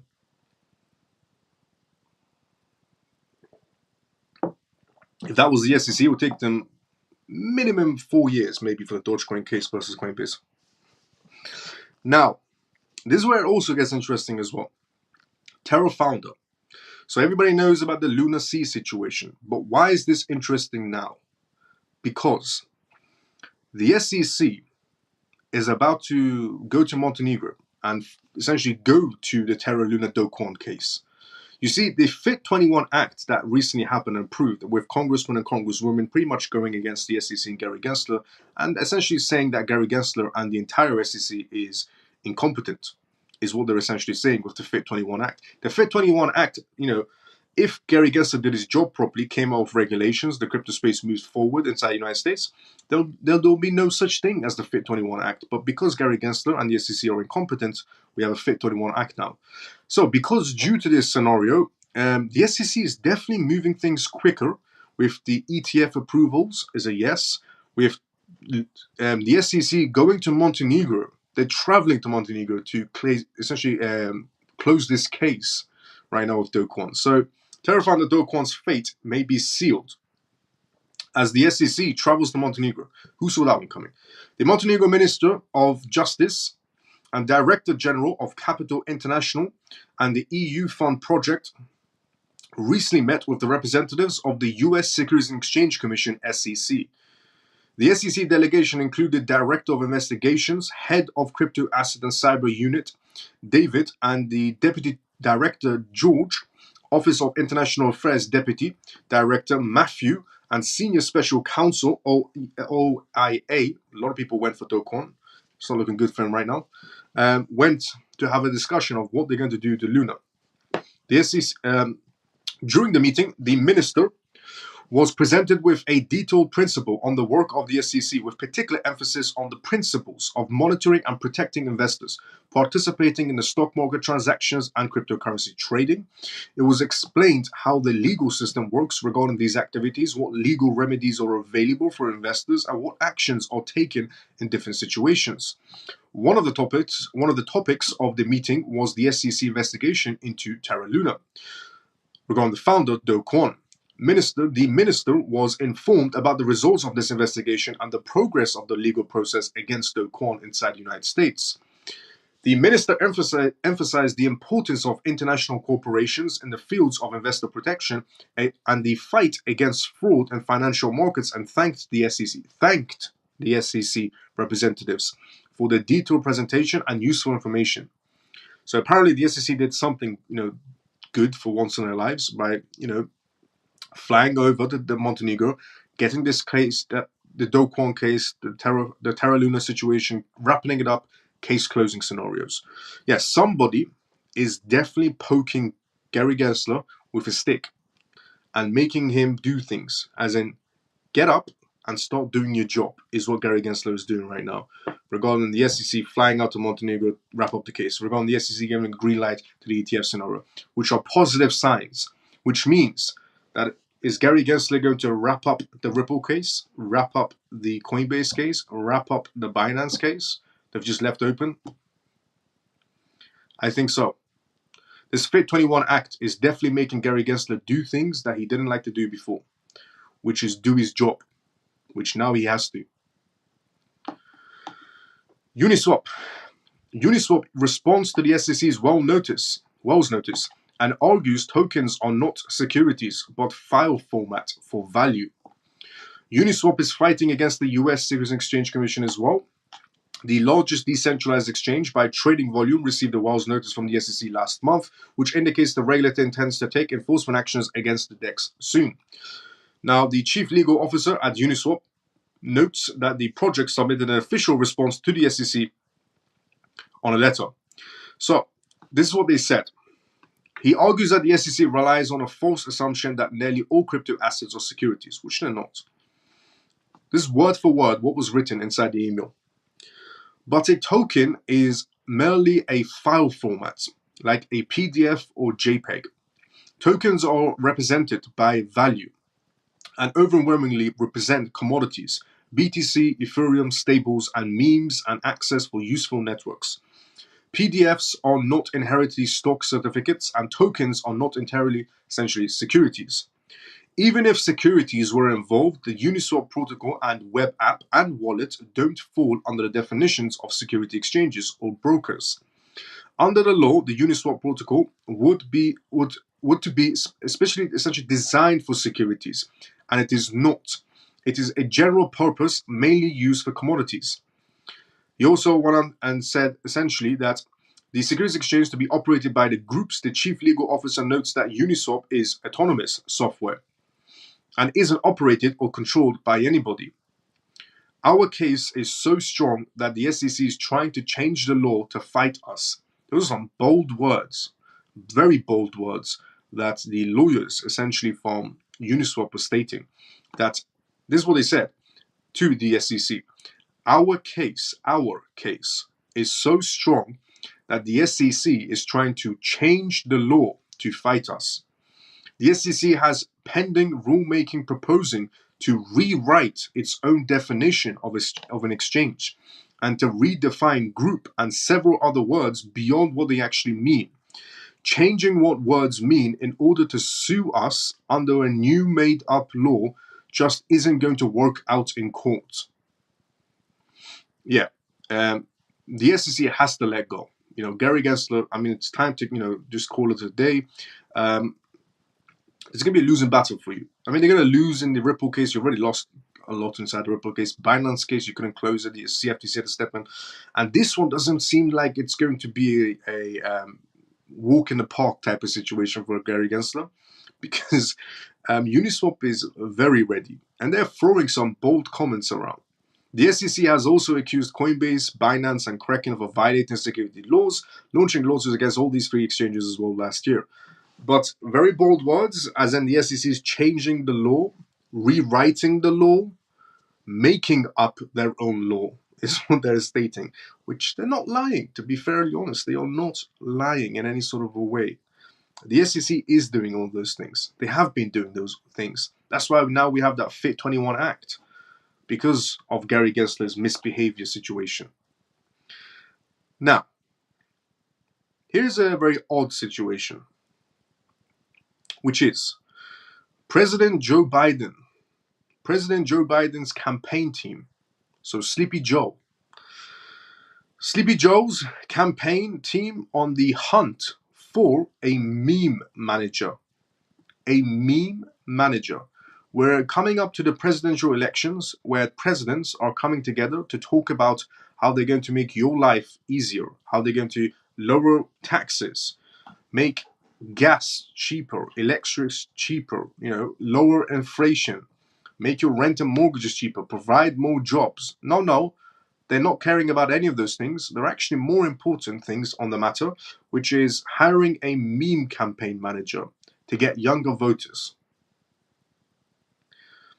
The Joe Biden for President BFP campaign recently advertised a job opening for a partner manager, content and meme page. The job responsibility involves overseeing the coordinating daily activities related to engaging popular content and meme pages across the internet. According to the report, Joe Biden's team plans to offer the meme manager based in Wilmington, Delaware, an annual salary ranging from $65,000 to $85,000. Taxpayers' money. $65,000 to $85,000 on paper, that is, of taxpayers' money is going to go to a moron that's going to be tweeting out pictures of funny animals. It's nice to see your tax dollars going to good, useful, situations. Tax dollars going to Ukraine. Tax dollars going to fund wars. Tax dollars going to someone that's going to be tweeting out pictures of dogs and cats every day. Slightly surpassing the average pay for digital marketers in the United States. That's a big pay, $85,000 to tweet about dogs and cats and funny pictures. Biden's social media strategist will portray him as someone in tune with the internet culture. His campaign jumped on board with Dorkin Braden, a laser eyes meme, which we all saw the tweet of. At Seth Meyers' late night show in February, President Joe Biden addressed Doc Brandon saying, "I resent the hell out of it." He brought up the characters again at the White House Correspondents Association dinner in April, earning cheers from the crowd. It is worth noting that he has not shown much support for the digital asset industry and likely won't in the future either. He's very pro CBDC. He recently made a critical call for crypto regulations. Again, his administration recently showed support with the US Securities and Exchange Commission SEC to take firm stance against crypto firms and indicate a veto or a joint resolution on crypto policies. However, they backtracked on the veto plans in the last minute shift because they know for a fact that if they veto anything, if Joe Biden vetoes anything against crypto, he knows he's losing voters. The initiative from Biden's re-election campaign manager seems like President Joe Biden is attempting to woo Gen Z voters. Yes, because Gen Z voters, obviously don't care about being able to buy their first home, being able to buy their first car, being able to get a job. None of these things are important for Gen Z voters in any sort of a way, or for anybody else inside the United States. What is important is funny pictures on the internet. The importance of social media. In this age, digital outreach is as crucial as traditional face-to-face campaigners. Crucial. Meme pages are crucial for a campaign now. Crucial. It's a very odd world we live in. Digital outreach is as crucial as a traditional face-to-face campaigners like meeting people at local farmers markets. If a candidate wants to reach out to voters effectively, they have to be active online, where a viral post can reach millions. This is why Biden's team has a TikTok account, despite the president signing a bill that will effectively ban the app in the US. I can tell he's very in touch with the internet. Very in touch with the internet. He has a TikTok account, but he's banning TikTok. He's very in touch. Social media's significance in the world of blockchain cannot be ignored. It offers a space for sharing information, updates, and discussions concerning blockchain technology.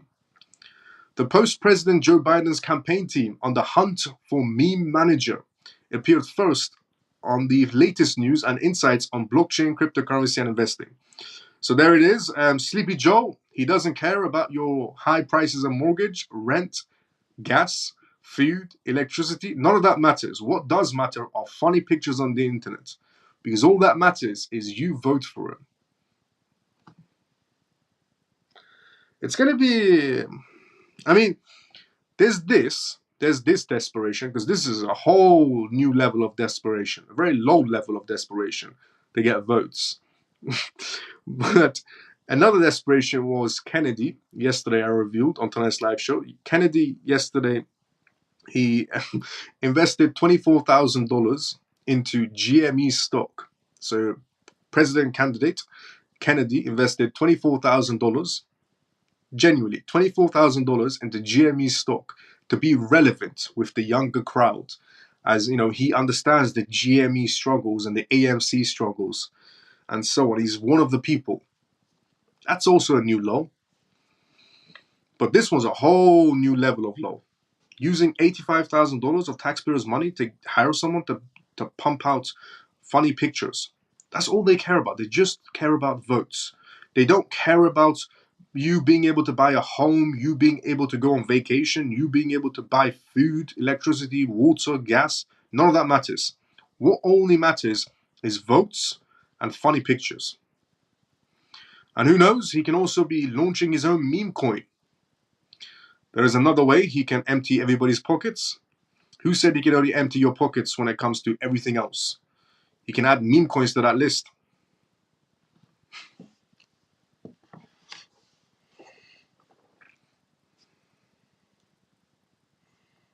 You see how much of a sad world we live in?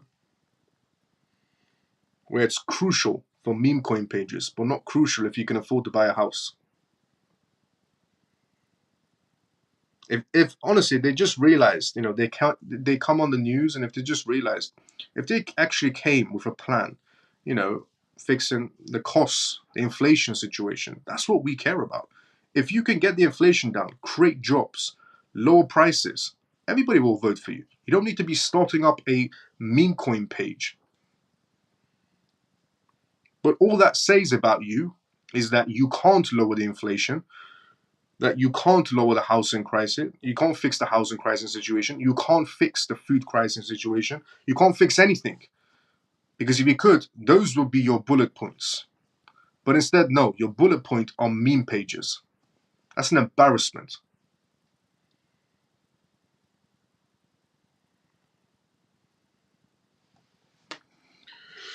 Now, the next one to go from tonight's live show is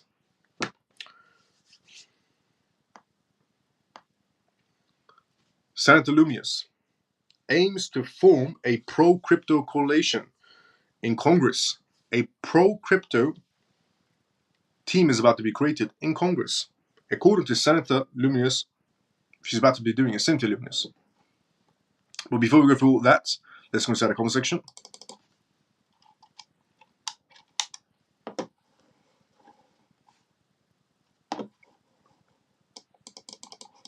There we go. Okay, we were here. True, they do say yep. Optimize looks like it has a lot of potential to at least 2x to 3x. Sure, why not? Why does the Ripple case decision dates change? Due to the hiding of the documentations, that's why. Which is the best platform to buy cryptocurrencies? In my opinion, Binance is number one. Second with ranking, definitely Coinbase. They're safe. If you want to go for a safe, you should be doing regarding using exchanges. I always tell people, stick to the main exchanges. Don't go to wide range on known exchanges, especially even if you're on DeFi as well. Stick to the main DeFi platforms. Don't go to some random DeFi sections, because you could lose your cryptocurrencies. So don't do that either. So when it comes to crypto exchanges, Binance, Coinbase, Kraken, Binance, Coinbase, Crypto.com, Kraken, UMXC,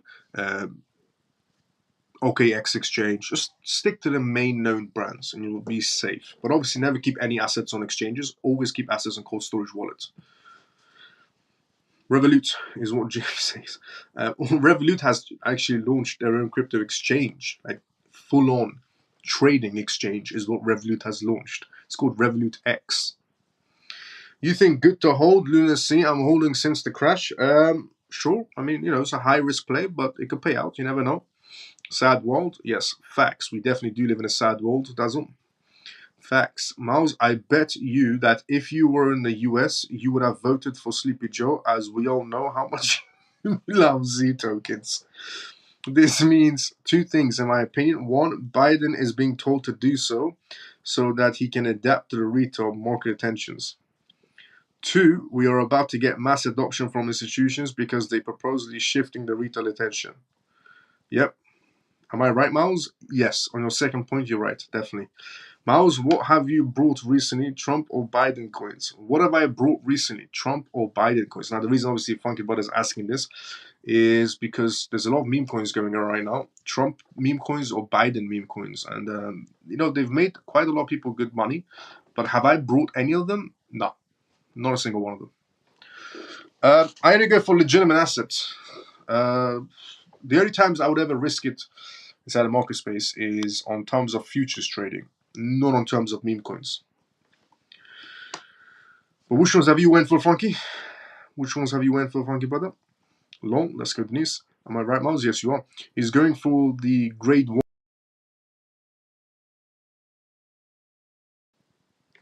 Can everybody see me? The platform cut out for a second. Can everybody see me?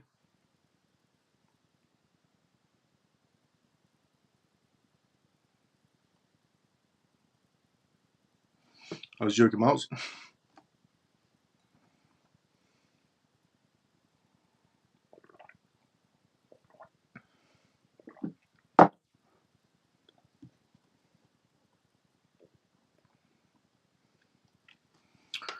Okay, we're back. Let's go. Sorry about that. Sometimes the platform cuts out. The platform that I'm using to there's changed servers in between regarding pushing out to X and YouTube at the same time, because that's where the live show is. X and YouTube right now, people are watching from.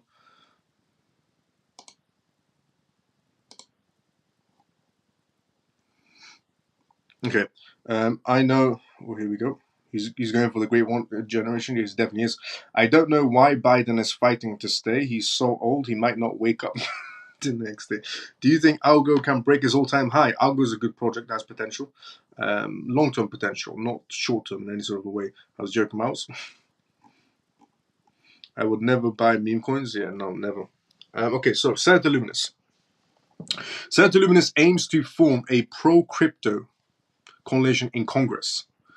United States Senator Cynthia Luminous hopes to create a group of senators who support cryptocurrencies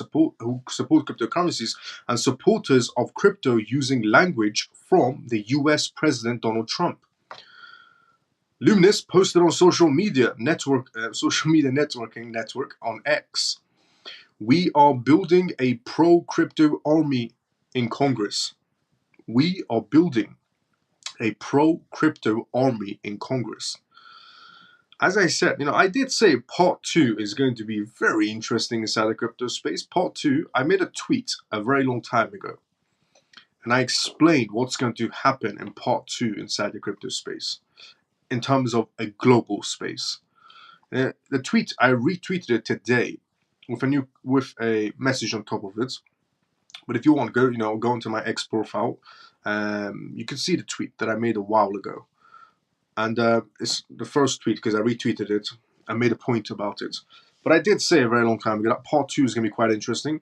I said that part 2 is going to be all about more institutions, more regulations, and assumingly more money, but also more ETFs, more ETPs, and so on, which is exactly what's happening right now. And in terms of the adoption rate happening worldwide scenarios, which is what's happening right now. In the past, Republican presidential candidate, the former US President Donald Trump, has said that his campaign wants to assemble a crypto army in preparation for 2024 presidential election contest. In a May 21 release, the Trump campaign claimed that in an attempt to curtail the American financial liberties, Elizabeth Warren, Biden's surrogate, announced that she was organizing an anti-crypto army. So Elizabeth Warren is creating the anti-crypto money, and Senator Cynthia Luminous is going to be creating the pro-crypto army. The Trump campaign added MAGA supporters, now with the new cryptocurrency option, will build a crypto army, moving the campaign to victory. Trump declared that he would take donations in form of cryptocurrencies, which I revealed, such as Dogecoin, Shiba Inu, Solana, and Bitcoin. I revealed that yesterday in April 2023. And Trump also revealed an NFT collection of 45,000 digital NFTs, each costing $99. However, sales of the collection ceased before Trump's criminal trial in April 2024, as the blog previously essentially revealed. But yeah, that's what's happening right now in Congress in terms of regulations. there is a pro-crypto campaign being started in Congress and a anti-crypto campaign being started in Congress. I can tell you for a fact, the pro-crypto campaign is definitely winning because we essentially passed bills for the first time ever inside the United States. We passed multiple bills inside the United States that were relevant to the blockchain sector. So I would say the pro-cryptos are winning compared to the anti-crypto groups inside of Congress. And well, that's one perspective. Cynthia Luminous, that's her perspective. Now, here's another perspective regarding one of the bills. Congresswoman Maxine Waters opposes the CBDC Anti-Surveillance State Act. We're about to go from tonight's live show. Apologies.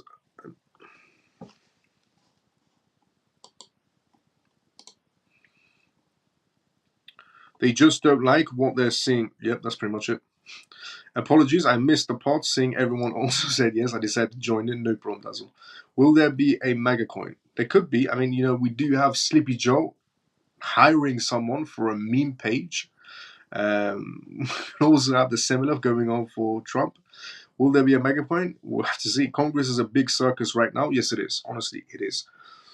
Also, a lot of politicians are going to lose their jobs. A lot of people think it's only going to be, bankers or lawyers or anybody that has a 9-to-5 office job is going to lose their job to AI. No.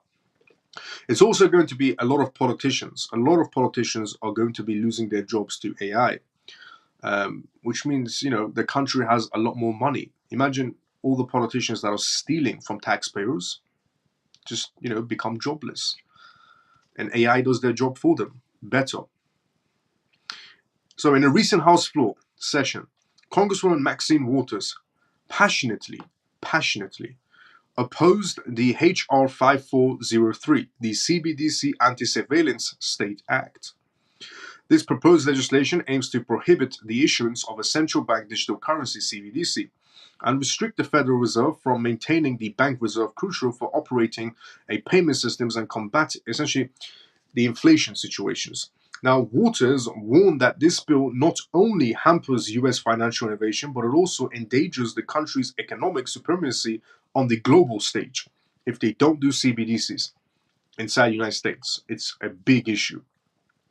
The critical role of CBDCs. CBDCs, or central bank digital currency, represent digital assets issued by a nation's central bank. So in the US, this is the Federal Reserve, and Maxine Waters, emphasized the significant advantages of CBDCs over other digital assets. Very odd. Noting their potential to maintain stable value, which is true, but so do stablecoins if they don't depeg. Earn public trust. Far from it. CBDCs do not earn public trust. Morons, yes, morons will look at CBDCs and go, yes, this is good money. CBDCs, yes, all the way. Yes, the morons, yes. But the people who have actual brain cells will not earn public trust from CBDCs. Okay. And serves as a reliable means of payments. Yes, it does. Two types of CBDCs exist. Retail CBDCs for everyday consumers, transactions like buying a cup of coffee, and wholesale CBDCs, used exclusively for transactions among financial institutions and the Fed. Currently, 134 countries, this part is true, 134 countries essentially accounting for 98% of the global GDP, are exploring or implementing CBDCs. This is true. About 98% are actually 98% of the countries inside the world are actually either test phasing, researching, or implementing CBDCs. Because this is actually from the Bank of International Settlements. There was a study test done, and the International Monetary Fund, which is true.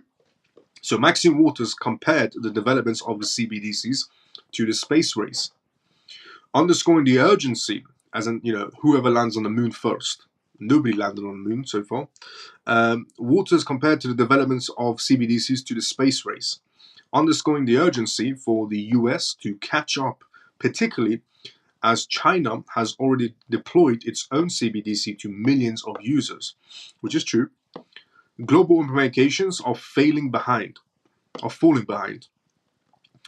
China's rapid progress with CBDCs, which includes integrated government surveillance, which is exactly what a CBDC is, which is there's no public trust at all in that scenario. Contrasts sharply with the potential for US CBDC design to uphold consumer privacy and American values. There is no privacy when it comes to CBDCs. Maxine Waters cautioned that the HR 5403's ban on CBDCs would position the US as the first and only country to prohibit such a currency, potentially diminishing the global dominance of the US dollar. Addressing privacy concerns, Maxine Waters argued that the bill essentially propagated focus on protecting consumer privacy is misleading. The current financial system already faces numerous data privacy issues that this bill fails to address, which is true. Regarding the banking systems already, yes, you can be taken advantage of. Definitely. So, the ideology that only CBDCs are risk to privacy issues and a risk to freedom, which they are, not taken away from that in any sort of way. CBDCs are a big no, which they are. But also, the traditional banking system we have is not all top-notch. And, they can, for example, the Canadian truckers that decided to protest on the vaccine situation, their bank accounts were frozen and seized. So already in traditional finance, that happens and so on. The current financial system already faces numerous data privacy issues and that the bill fails to address this. Furthermore, privacy within a CBDC framework is a design choice, meaning the US CBDC could be developed to ensure robust privacy protections, but it's not going to. In conclusion, Congresswoman Maxine Waters urged her colleagues to reject the HR 5403. She argued that the bill is not about safeguarding privacy, but rather about hindering US innovation and economic competitiveness.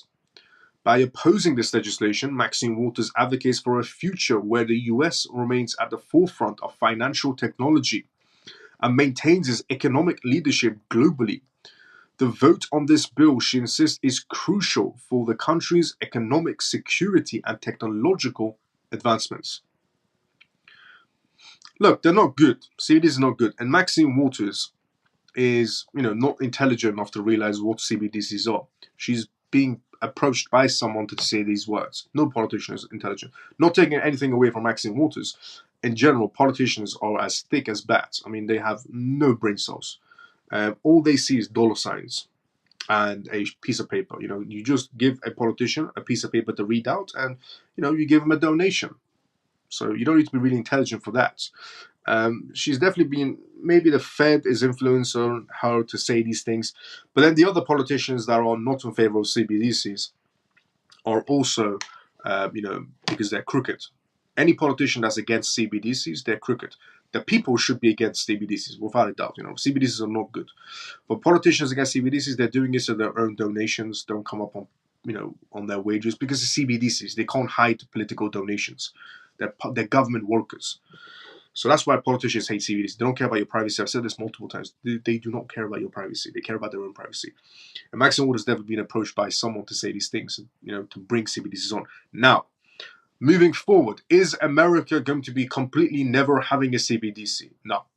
Is this bill, on paper, that's it, sealed deal, moving forward? No. Can it be reversed? Yes, it can be reversed. Somewhere down the line, it can be reversed. Is America going to have CBDCs? Most likely. Do you know why? Bank of International Settlements.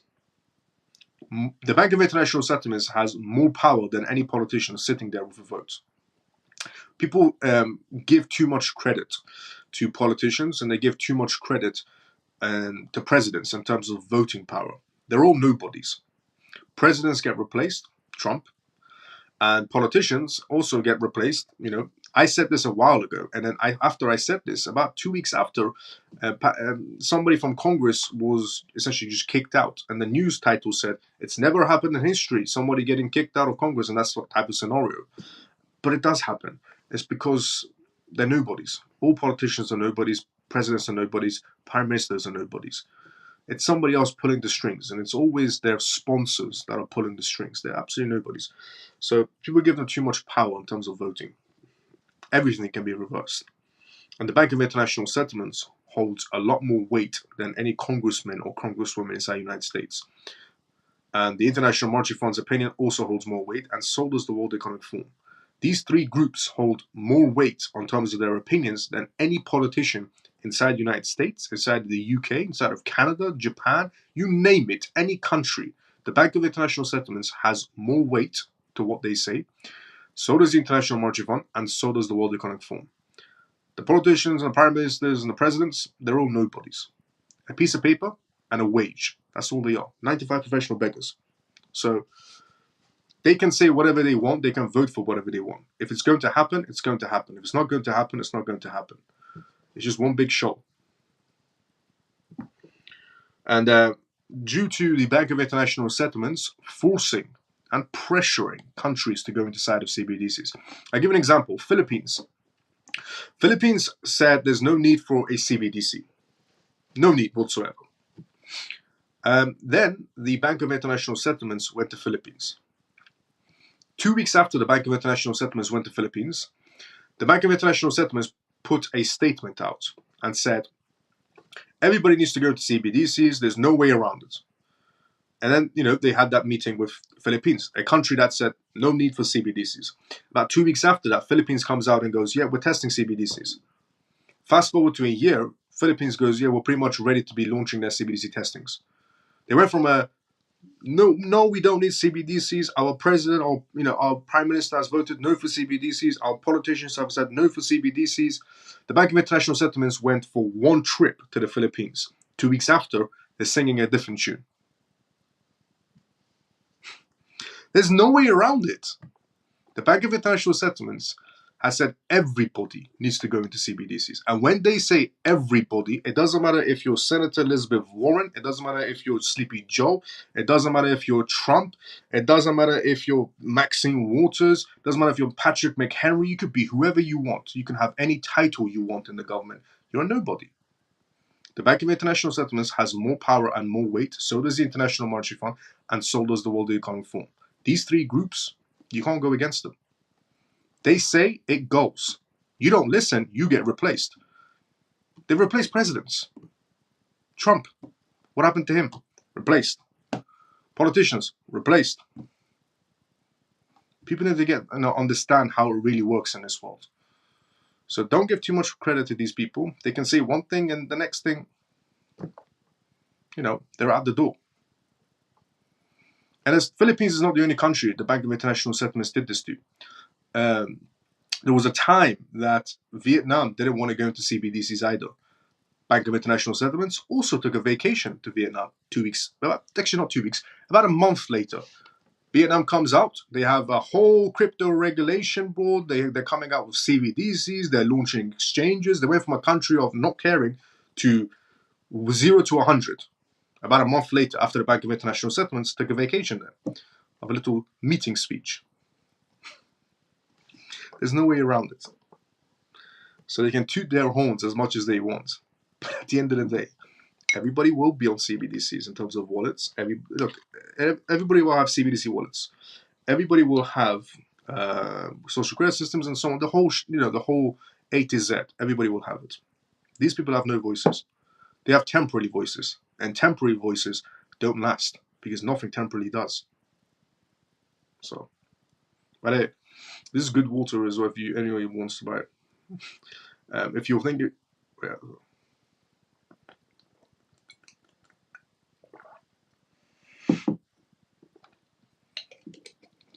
That's the best water there is, honestly.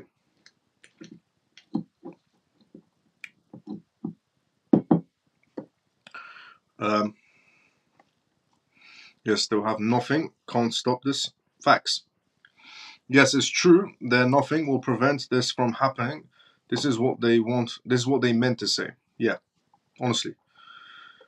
Let's go inside the comment section. Let's see what's up inside the comment section. If you have any questions, put it down inside the comment section. I'll be more than happy to answer any questions you may have. Where are we at? Here we go. I just swapped all of my ETH to Elizabeth Warren's OG token with Gary the Weasel and Sleepy Joe. Do you think the SEC...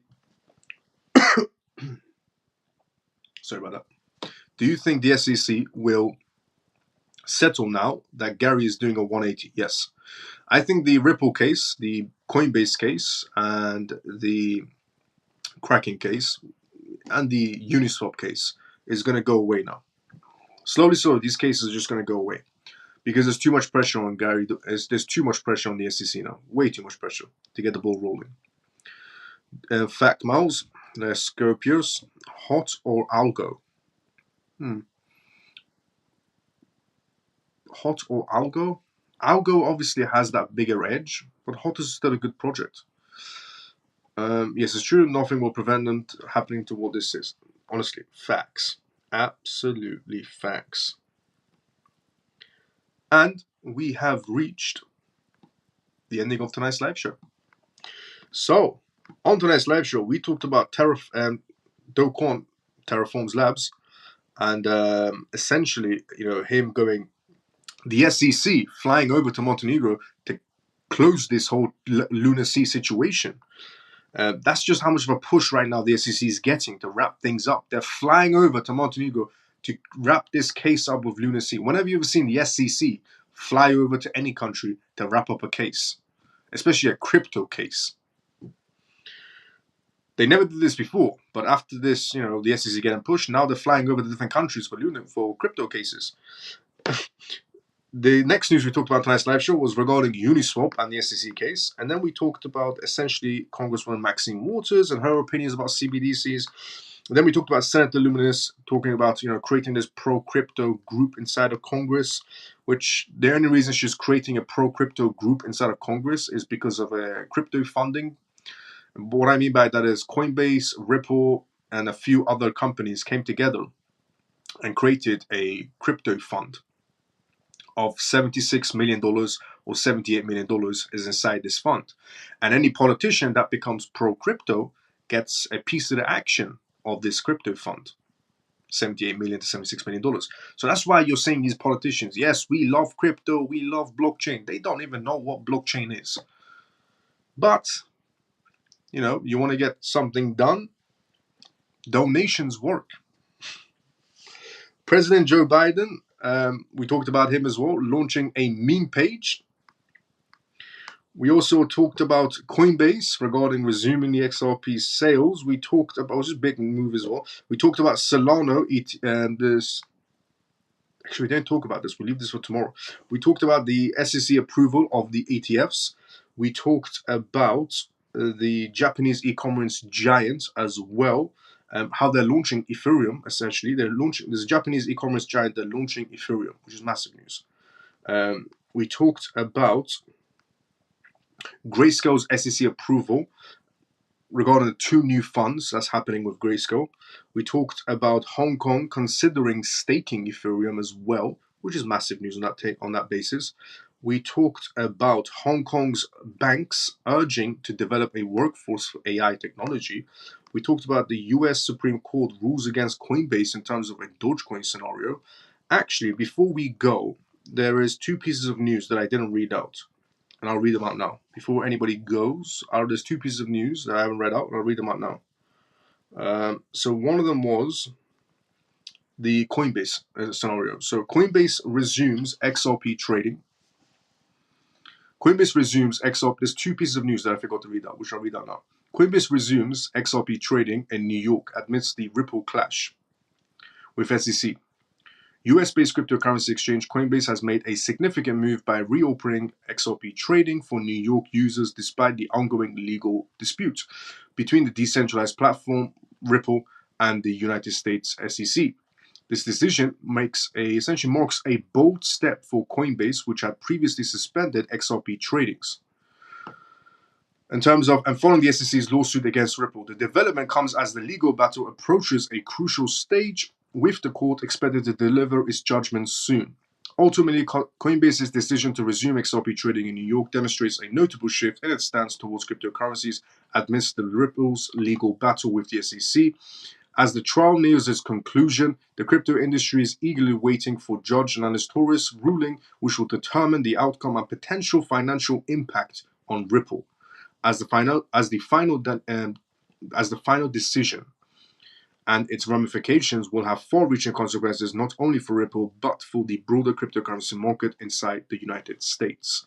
Which it will. Ripple case, definitely. It's going to be one massive green light, honestly. That gets a green light, it's going to be ridiculous. Absolutely ridiculous. Now, and the other one is this. Solana ETFs. Which, you know what? We'll leave it for tomorrow. Regarding Solana ETF, we'll leave it for tomorrow. We just want Bloomberg as well, but we'll leave that one for tomorrow. So tune in tomorrow's live show. If you're watching for the first time, tune in for tomorrow's live show as well. But we talked about a lot of things. We covered quite a bit of topics and quite a lot of questions as well on tonight's live show, but we'll leave that for tomorrow. So XRP should produce mineral water. Not a bad idea. Miles, why in Tangent does it say tokens are...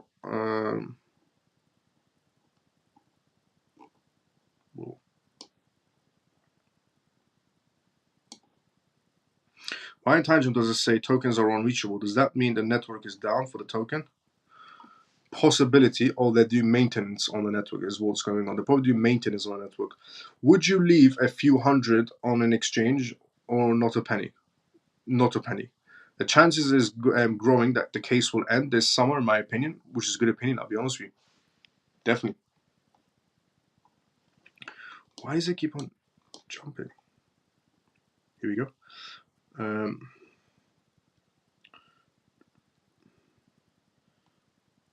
Good night, Miles, the CMF. Mike, good to see Mike. See you tomorrow, brother. Same time as usual. Night, everyone. See you tomorrow. Orphan, see you tomorrow, same time as usual as well. Miles, you're a legend, man. Keep up the good work, bro. Let's go fly. Fly, see you tomorrow, same time as usual as well. Why is it jump in the conversation? That's a bit weird. Just do this. Good night, Miles and CMF. Carol, see you tomorrow, same time as usual as well. Great live, Miles. A lot set tonight. Let's go. See you tomorrow, same time as usual as well. Dazzle. Kindly check Telegram messages. No problem, Lena. I'll check them out after this live show. Tonight's live was fire. Good night, brother. Camel, see you tomorrow, brother, same time as usual as well. Joined Miles CMF group, growing the family for a better future. Let's go, Lena. Thank you and good night, Lena. See you tomorrow, same time as usual as well. So, if you're watching this live show for the first time ever and you enjoyed this live show, you can tune into this live show every single night. It's called the CMF live show. We talk about cryptocurrencies. We talk about CBDCs. We talk about recent news that's happening around the world in terms of that, in terms of those categories, CBDCs, cryptocurrencies, regulations, politics, because it all plays in together, AI, and we do Q&As, which means you ask the questions, I give you the answers. And you can tune into this live show every single night on X or on YouTube, 11:25 p.m. UK time. You can tune into this live show every single night. And we also have a Telegram group as well, which you are more than welcome to join. It's completely free. I always say education should and must remain free. So everything I provide is completely free source. And we have an amazing community you can join on Telegram as well. And the link of the Telegram group is on my X profile and on my YouTube profile if you want to join it. And yeah, if you enjoy this live show, drop a follow, drop a like, and tune into it every single night.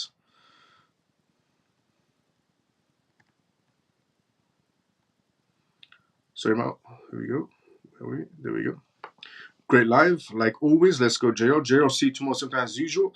Good night, everyone. Tor, good to see you tomorrow sometimes as usual as well. Sorry, Miles, missed your reply to my comment there, but money on exchange or not a penny. No, not even a penny. Nothing on exchanges. Good night, Miles and CMF. Great live as usual. Let's go. Jason, see you tomorrow sometime as usual. Great job again tonight. Scott, let's go. See you tomorrow about the same time as usual. Thanks, Miles. Stormy, let's go. Stormy, see you tomorrow same time as usual.